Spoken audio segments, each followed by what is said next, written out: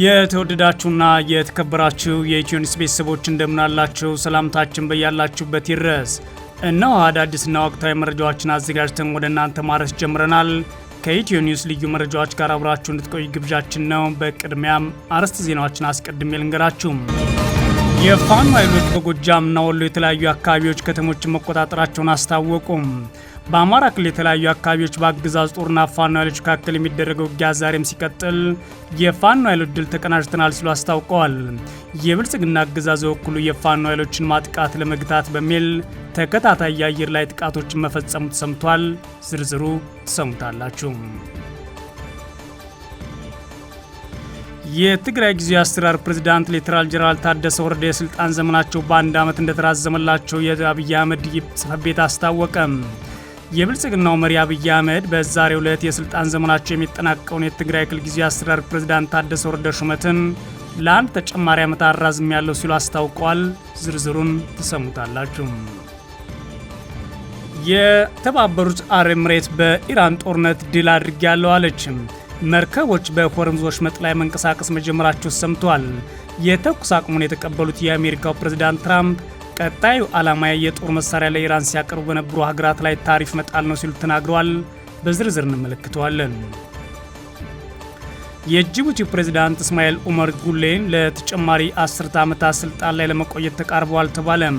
ኡመር ጉሌ ከሰሞኑ የሚደረገው ምርጫ ያሸንፋሉ ተብሎ ግምት ስለተሰጣቸው ለተጨማሪ 10 ዓመት ስልጣን ላይ ሊቆዩ ተዘጋጅተዋል ነው የተባለው። የተወደዳችሁና የተከበራችሁ የኢትዮኒውስ ቤተሰቦች አብራችሁን ውስጥ ቆዩ። እነዚህና ሌሎች ትሰማላችሁ። መልካም ቆይታ ይሁንላችሁ። የፋኖ ኃይሎች በጎጃምና ወሎ የተለያዩ አካባቢዎች ከተሞችን መቆጣጠራቸውን አስታውቀዋል። ዛሬም በአማራ ክልል የተለያዩ አካባቢዎች ውጊያዎች የቀጠሉ ሲሆን የፋኖ ኃይሎች በተለያዩ ቦታዎች ድል መቀዳጀታቸውን ያስታወቁትም የብልጽግና አገዛዝ ደግሞ የፋኖ ኃይሎችን ማጥቃት ለመግታት በሚል ተከታታይ የአየር ላይ ጥቃቶችን መፈጸሙ ታውቋል። በዛሬው ዕለት መጋቢት 30 2018 ዓ.ም በክልሉ ጎጃም ቀጠና የፋኖ ኃይሎች ከንጋት ጀምሮም በአገዛዙ ጦር ላይ ማጥቃት ውጊያ መክፈታቸውን የፋኖ የመረጃ ምንጮች ለኢትዮኒውስ ተናግረዋል። በቀጠናው ምስራቅ ጎጃም ዞን ሰዴ ከተማ ካምፕ አድርጎ የነበረው የአገዛዙ መከላከያ አድማ ብተናና ሚኒሻ ኃይል በፋኖ ኃይሎች ውጊያ ተከፍቶበት ከፍተኛ ጉዳት ሲደርስበት የከተማዋ በፋኖ ቁጥጥር ስር ገብታለች ያሉት ነው የመረጃ ምንጮች። የአማራ ፋኖ ብሔራዊ ንቅናቄ ቴዎድሮስ ሰዴ ከተማ በከፈተው የማጥቃት ውጊያ ድል መቀዳጀቱን አስታውቋል። የፋኖ ኃይሎች የሰዴ ወረዳ መቆጣጠራቸውና በውጊያው አዛዡን ጨምሮ በርካታ የአገዛዙ ወታደሮችን ማረካቸውን ነው አፋብን በምስል አስደግፈው ባሰራጨው መረጃ ያስታወቀው። በዚህ ውጊያ በአገዛዙ ጦር ላይ ከደረሰው ሰብአዊ ጉዳት ተጨማሪ ከፍተኛ መጠን ያለው ትጥቅ በፋኖ ኃይሎች መማረኩም ተሰምቷል። አፋብን ውጊያውን በተመለከተ ባሰራጨው መረጃ ከአንድ ሻለቃ በላይ የአገዛዙ ጦር በመደምሰስ የሰዴ ወረዳ መቀመጫ ሰዴ ከተማን ተቆጣጥረናል ብሏል። አገዛዙ ድሮንን ጨምሮ አቅሙ በመጠቀም ከተማዋን ላለመልቀቅ ቢሞክርም የፋኖ ኃይሎች የከፈቱበትን ማጥቃት ባለመቋቋሙ ሽንፈት አስተናግዷል ያለው አፋብን በውጊያው 167 የአገዛዙ ጦር አባላት ሲገደሉ አንድ የመከላከያ አዛዥ ጨምሮ 29 ወታደሮች ደግሞ ተማርከዋል ሲሉ አስታውቀዋል። በተመሳሳይ በሰሜን ወሎ ዞን የተለያዩ አካባቢዎች የቀጠለው ውጊያ የፋኖ ኃይሎች በዳውንት ወረዳ በአገዛዙ ጦር ላይ ከባድ ጉዳት ማረሳቸውን የፋኖ የመረጃ ምንጮች ለሚዲያቸው ተናግረዋል። ለሁለት ተከታታይ ቀናት የዳውንት ወረዳ ኩርባን ከተማ ከበው የቆዩት የፋኖ ኃይሎች ዛሬ መጋቢት 30 2018 ዓ.ም ንጋት ላይ ጀምሮ ውጊያ በመክፈት ወደ ከተማዋ ዘልቀው ገብተዋል ያሉት የመረጃ ምንጮቻችን የአማራ ፋኖ ብሔራዊ ንቅናቄ ወሎና ጎንደር ቀጠና አህዶች በቅንጅት በከፈቱት ውጊያ በአገዛዙ ጦር ላይ ከባድ ሰብአዊ ኪሳራ ደርሰውበታል ነው የተባለው። አፋብን ምኒልክ ህዝብ በዚህ ውጊያ ከ50 በላይ የአገዛዙ ጦር አባላት ጉዳት እንደደረሰባቸው አረጋግጧል። በአገዛዙ ጦርና ፋኖ ኃይሎች መካከል የሚደረገው ውጊያ በዞኑ ላስታና ግዳም ወረዳዎች መቀጠሉም ነው የመረጃ ምንጮች የተናገሩት። በላስታ ኩልመስክ አካባቢ የተቀሰቀሰው ከባድ ውጊያ ዛሬ ለሁለተኛ ቀን በቡድን መሳሪያዎችና በድሮን ታግዞ ተባብሶ መቀጠሉን የፋኖ የመረጃ ምንጮች ለኢትዮኒውስ ተናግረዋል። በግዳና ላስታ አካባቢዎች በቀጠለው ውጊያ የብልጽግና አገዛዝ የድሮን ጥቃቶች እያደረሰም ነው ተብሏል። በኩል መስክ አካባቢ በቀጠለው ውጊያ ምክንያትም ከላሊበላ ጋሽና ወልዲያ ትራንስፖርት አገልግሎት መስተጓጎሉ ነው የተሰማው። በተመሳሳይ በክልሉ የሚደረገው ውጊያ ማዕከላዊ ጎንደር አለፋ ወረዳ ዛሬ ቀጥሏል ተብሏል። መጋቢት 29 2018 ዓ.ም በአለፋ ወረዳ አጸደ ማርያም ከተማ ከባድ ውጊያ መደረጉን የተናገሩት የፋኖ የመረጃ ምንጮች በውጊያው ከፍተኛ ሰብአዊና ቁሳዊ ጉዳት ደርሷል ብለዋል። የፋኖ ኃይሎች አጸደ ማርያም ከተማን ተቆጣጥረዋል ይገኛሉ ያሉት የመረጃ ምንጮች ውጊያውን ተከትሎ የአገዛዙ ጦር ወደ ሻውር አቅጣጫ ሸሽቷል ሲሉም ጨምሮ ተናግረዋል። የትግራይ ጊዜያዊ አስተዳደር ፕሬዝዳንት ታደሰ ወረደ የስልጣን ዘመን በአንድ ዓመት መራዘሙን የአብይ አህመድ ጽሕፈት ቤት አስታወቀ። የብልጽግናው ጠቅላይ ሚኒስትር አብይ አህመድ በዛሬው ዕለት የስልጣን ዘመናቸው የሚጠናቀውን የትግራይ ክልል ጊዜያዊ አስተዳደር ፕሬዝዳንት ሌተናል ጄኔራል ታደሰ ወረደ ሹመትን ለአንድ ዓመት ተጨማሪ ማራዘማቸውን አስታውቋል። የጠቅላይ ሚኒስትር ጽሕፈት ቤት ሌተናል ጄኔራል ታደሰ ወረደ ወደ ስልጣን መራዘሙን ያስታወቀው ረቡዕ መጋቢት 30 2018 ዓ.ም ባወጣው አጭር መግለጫ ነው። መግለጫው እንደሚያስረዳው የጊዜያዊ አስተዳደሩ የስልጣን ዘመን ከነገ ሐሙስ ሚያዝያ 1 2018 ጀምሮ ለአንድ ዓመት እንዲራዘም የተወሰነው ማክሰኞ ዕለት ከተደረገው የክልሉ ዓመታዊ አፈጻጸም ግምገማና ውሳኔ በኋላ ነው ተብሏል። የጊዜያዊ አስተዳደሩ ፕሬዝዳንት ሌተናል ጄኔራል ታደሰ ወረደ ማክሰኞ ዕለት በአዲስ አበባ ተገኝተው ለአብይ አህመድና ሌሎች የብልጽግና ባለስልጣናት ሪፖርታቸውን ማቅረባቸው ተሰምቶ ነበር።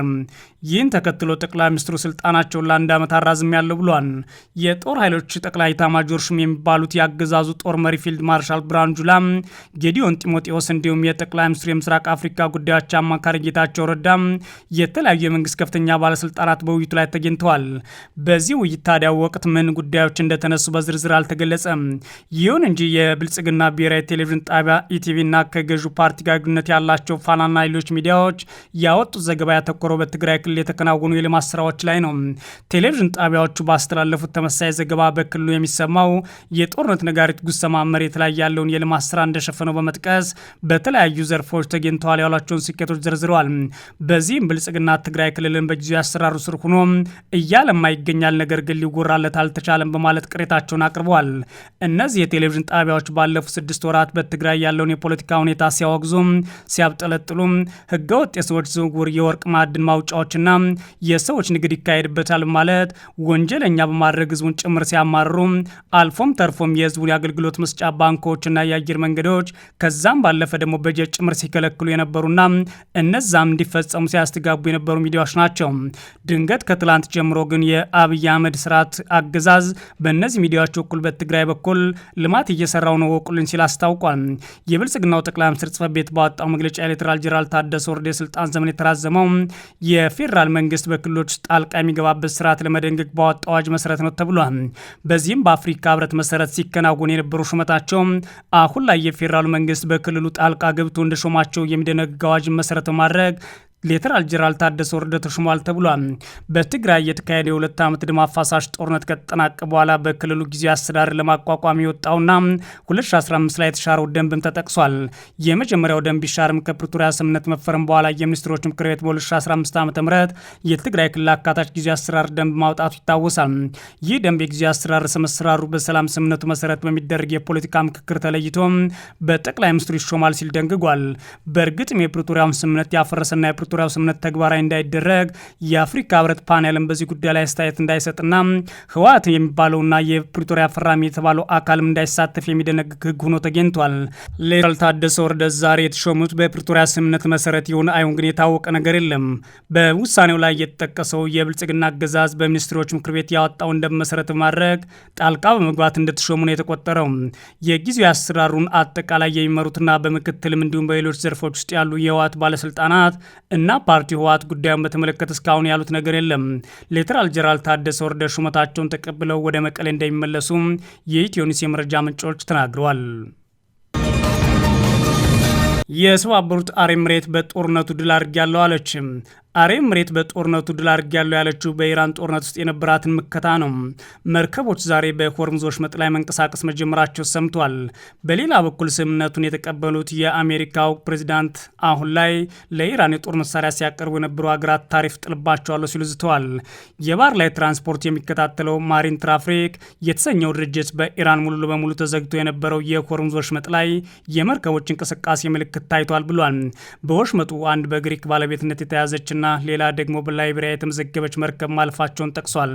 ቢቢሲ የመረጃውን ትክክለኛነት ከገለልተኛ ወገን አላጣራውም ሲል ዘግቧል። ባለፉት 40 ቀናት በወሽመጡ ላይ የሚደረግ የመርከብ እንቅስቃሴ ያለ መግባባቱ ዋነኛ ምንጭ ሆኖ ቆይቷል። ምንም እንኳን የረጅም ጊዜ እቅድ ምን እንደሆነ ባይታወቅም በአሜሪካና በኢራን መካከል የተደረሰው ጊዜያዊ የተኩስ አቁም ስምምነት ተከትሎ ወሽመጡ አሁን ላይ ክፍት ሆኗል።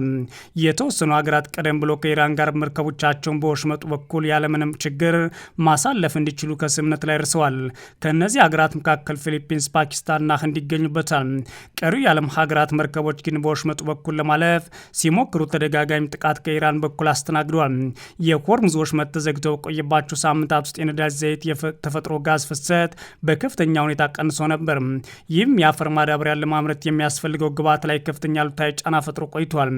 የኢራን ውጭ ጉዳይ ሚኒስትር አባስ አራጋቺ በቀጣይ 2 ሳምንታት ውስጥ በሆርሙዝ ወሽመጥ በኩል ከኢራን ጦር ጋር በመተባበርና የቴክኒክ ቀርነቶችን ከግንዛቤ ማስገበት ያለምንም ችግር ማለፍ ይቻላል ብለዋል።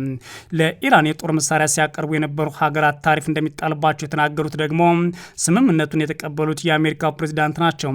የአሜሪካው ፕሬዚዳንት ዶናልድ ትራምፕ ለኢራን የጦር መሳሪያ ሲያቀርብ የነበረው ሀገር አሁኑኑ ታሪፍ ይጣልበታል ብለዋል። ትራምፕ በግሌ ማህበራዊ ገጻቸው ላይ ባሰፈሩት ጽሑፍ ለኢራን የጦር መሳሪያ ሲያቀርብ የነበረ አገር ለአሜሪካ የሚሸጠው ማንኛውም ዕቃ ላይ ከአሁን ጀምሮ ተግባራዊ የሚሆን 50 በመቶ ታሪፍ እንደሚጣልበት ተናግረዋል። ትራምፕ በዚህ የማህበራዊ ልጥፋቸው ላይ ምንም የሚተው ወይም የሚቀር ነገር የለም ሲሉ ሙሉ በሙሉ ታሪፉ ተፈጻሚ ይሆናል ብለዋል። ትራምፕ ለኢራን መሳሪያ ሲያቀርብ ነበር ያሉትን ሀገር በስም አልጠቀሱም። ትራምፕ በዚሁ ልጥፋቸው ላይ ከኢራን ጋር በቅርበት እየሰሩ መሆናቸውንም ተናግረዋል። ዩናይትድ ስቴትስ ከኢራን ጋር ትሰራለች ያሉት ፕሬዚዳንት ትራምፕ እኛ የወሰንነው በጣም ውጤታማ የሆነ የስርዓት ለውጥ ነው የተካሄደው ብለዋል። ትራምፕ ኢራን ዩራኒየም አታበለጽግም ያሉ ሲሆን አሜሪካ ከቴህራን ጋር በመሆን በጥልቀት የተቀበሩትን የኒውክሌር ብናኞች በመቆጣጠር ታስወግዳለች ብለዋል። አሁን በሳተላይት ቅኝት የት ስፍራ ላይ በትክክል እንደሚገኝ እየለየን ነው ብለዋል። አክለውም ጥቃቱ ከተፈጸመበት ዕለት ጀምሮ ምንም የተነካ ነገር የለም። ከኢራን ጋር ስለ ታሪፍና የማዕቀብ እፎይታ ተነጋግረናል፣ እየተነጋገርንም ነው። አብዛኛዎቹ 15 ነጥብ ቀድሞውንም ከስምምነት ላይ ደርሰዋል ሲሉ ተናግሯል። በሌላ በኩል የተባበሩት አረብ ኤምሬት በኢራን ጦርነት ድል አድርጌያለሁ አለች። ዋሽንግተንና ቴህራን የተኩስ አቁም ማድረጋቸውን ተከትሎ የተባበሩት አረብ ኤምሬት ፕሬዚዳንት አማካሪ ከጦርነቱ መጀመር አንስቶ በተከታታይ የኢራን ጥቃቶችን ያስተናገዳቸው ሀገራቸው ድል አድርጋለች ሲሉ ተናግረዋል። አማካሪው አንዋር ጋርጋሽ ሉዓላዊነትንና ክብርን እንዲሁም ክህደት በተሞላበት ጥቃት ፊት ስኬቶቻችን ባስጠበቀ ድንቅ ብሔራዊ መከላከል ድል አድርገናል ብለዋል። ኤምሬቶች ዛሬ ላይ የገዘፈ ተጽዕኖ የማሳደር አቅም፣ የሰላ እይታ እንዲሁም ወደፊቱ ላይ ተጽዕኖ ለማሳደርና ለመቅረጽ የሚያስችል ይበልጥ ጠንካራ አቅም እንዳላት አማካሪው ጠቅሰዋል ይላል ቢቢሲ። ይህንንም ተጠቅመን ውስብስብ የሆነውን ቀጠናዊ ሁኔታ ለመምራት ወደፊት እንጓዛለን ብለዋል። የሀገሪቱ መከላከያ ሚኒስቴር ጦርነቱ ከተጀመረ አንስቶ ያከሸፋቸው የኢራን ጥቃቶች በተመለከተ በየጊዜው መደበኛ መረጃ ሲያወጣ ቆይቷል። ማክሰኞ ዕለት የወጣው መረጃ እንደሚያመለክተው እስካሁን ድረስ 2221 ድሮን፣ 26 የክሩዝ ሚሳይልና 520 ባሊስቲክ ሚሳይሎች ወደ ተባበሩት አረብ ኤሚሬቶች ተተኩሰዋል። የኦማን ውጭ ጉዳይ ሚኒስቴርም አሜሪካና ኢራን የተኩስ አቁም ላይ መድረሳቸውን በበጎ ተቀብለናል ብለዋል። ፓኪስታን ለማሸማገል ላከናወነችው ስራ እውቅና የሰጠው የውጭ ጉዳይ ሚኒስቴሩ ወደ ቋሚ ተኩስ አቁም ለመድረስ ወደፊት በሚደረጉ እንቅስቃሴዎች ላይ ጥረቶችን ማጠናከር አስፈላጊ እንደሆነ አጽንኦት ሰጥተዋል ሲል ቢቢሲ ዘግቧል። የጅቡቲው ፕሬዝዳንት እስማኤል ኡመር ጉሌም ለተጨማሪ 10 ዓመታት ስልጣን ላይ ለመቆየት ተቃርበዋል። ኡመር ጉሌ ከሰሞኑ ምርጫ የሚያደርጉ ሲሆን ያሸንፋሉም ተብሏል። የጅቡቲ የረጅም ዘመን ፕሬዝዳንት እስማኤል ኡመር ጉሌ በስትራቴጂካዊቱ የአፍሪካ ቀንድ ሀገር ለ6ኛው የስልጣን ዘመን አርብ በሚካሄደው ምርጫ እንደሚያሸንፉ በሰፊው ይጠበቃል ብሏል ዘገባው። ይህም ወደ 3 አስርተ ዓመታት ገደማ የዘለቀው አገዛዛቸውን የሚያራዝም ሆኖላቸዋል። እንደ አውሮፓውያን አቆጣጠር ከ1999 ጀምሮ ሀገሪቱን እየመሩ ያሉት የ78 ዓመቱ ጉሌ የተበጣጠሰና የተገፋ ተቃዋሚ ባለበት በዚህ ወቅት ብዙም የማይታወቁ መሐመድ ፋራህ ሳታማር የተባሉ ብቸኛ ተፎካካሪ ብቻ ገጥሟቸዋል። ተንታኞችና የመብት ተሟጋቾች ድርጅታቸው ምርጫው ትርጉም ያለው ፉክክር የሌለበት መሆኑን ሲገልጹ ቆይተዋል። ወደ 1 ሚሊዮን የሚጠጋ ሕዝብ ያላት ጅቡቲ በዓለም አቀፍ የንግድ መስመር ላይ በምትገኘው ባብል መንደብ ስትሬት ላይ ወሳኝ ስፍራን ይዛለች። ሀገሪቱ የዩናይትድ ስቴትስ፣ የቻይና፣ የፈረንሳይ፣ የጃፓን፣ የጣሊያን ጨምሮ የበርካታ ሀገራት ወታደራዊ ካምፖች መገኛ መሆኗን የጂኦፖለቲካ አስፈላጊነቷን አጉልቶታል። ከፍተኛ የግብርና ሀብት የሌላት ጅቡቲ የኢኮኖሚ 70 በመቶ ገደማ በሚሆነው የወደብ አገልግሎት ላይ ትመሰረታለች። ይህም ለጎረቤት ኢትዮጵያ ወሳኝ የባህር በር ሆኖ ያገለግላል። ምርጫው የሚካሄደው ከኢራንና ከየመን ሁቲ አማጽያን ጋር በተያያዘ በቀይ ባህር የመርከብ ጉዞ ላይ መስተጓጉል በደረሰበትና ቀጠናዊ ውጥረት በነገሰበት ወቅት ሆኗል። የጅቡቲ ሰብአዊ መብቶች ሊግ ጨምሮ ተቺዎቹም ለተቃዋሚዎች የሰጠው የፖለቲካ ምህዳር ጠባብ መሆኑን በመጥቀስ የምርጫውን ውጤት ቀድሞ የታወቀ ነው ሲሉ አጣጥለውታል። ጉሌ በ2013 ዓ ም በተካሄደው ምርጫ ዋና ዋና ተቃዋሚዎችን በገደቡበት ወቅት 97 በመቶ ድምፅ ማግኘታቸውም ተሰምቶ ነበር። ምንም እንኳን ህገ መንግስታዊ የስልጣን ገደብ ቢኖርም የፕሬዝዳንቱን የዕድሜ ጣሪያ የሚያነሳው ማሻያ ጉሌ ለተጨማሪ ዘመን እንዲወዳደሩ ፈቅዶላቸዋል። ይሁን እንጂ በአመራር ክበባቸው ውስጥ ስላለው ተተኪነት አሁንም ጥያቄዎች እየተነሱ ይገኛሉ ሲል አዲስ ስታንዳርድ ዘግቧል። የተወደዳችሁና የተከበራችሁ የኢትዮ ኒውስ ቤተሰቦች መረጃዎቻችን እነዚህ ነበሩ። መልካም ጊዜ እመኛለሁ።